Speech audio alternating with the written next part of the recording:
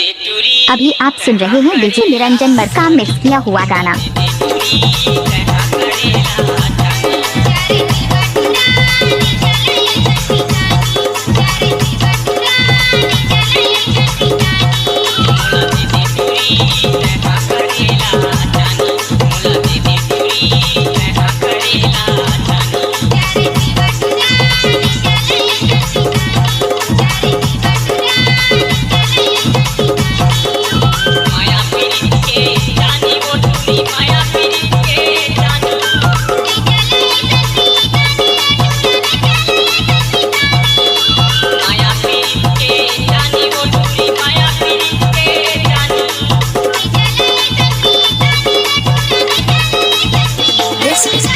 Niranjan Markam.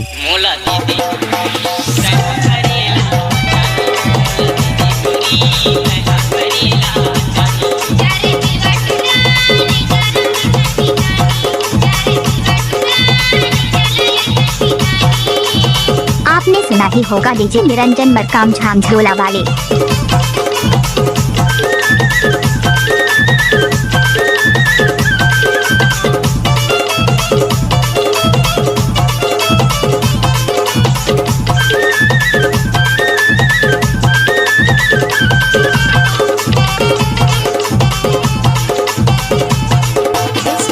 Niranjan Markam.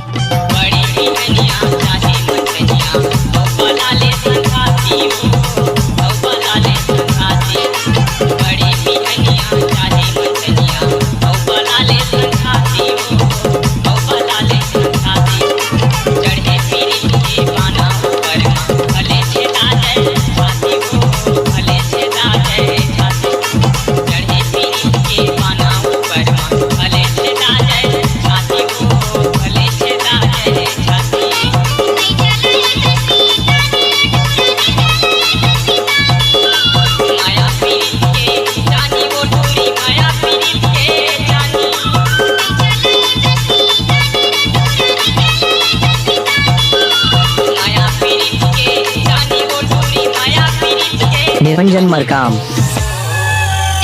DJ Niranjan Markam.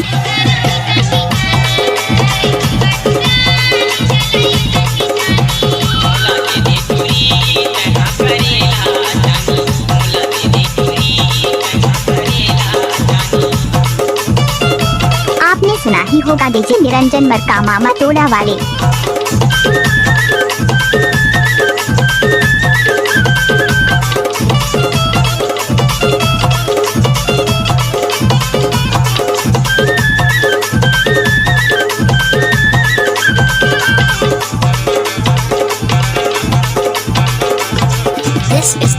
Niranjan Markam.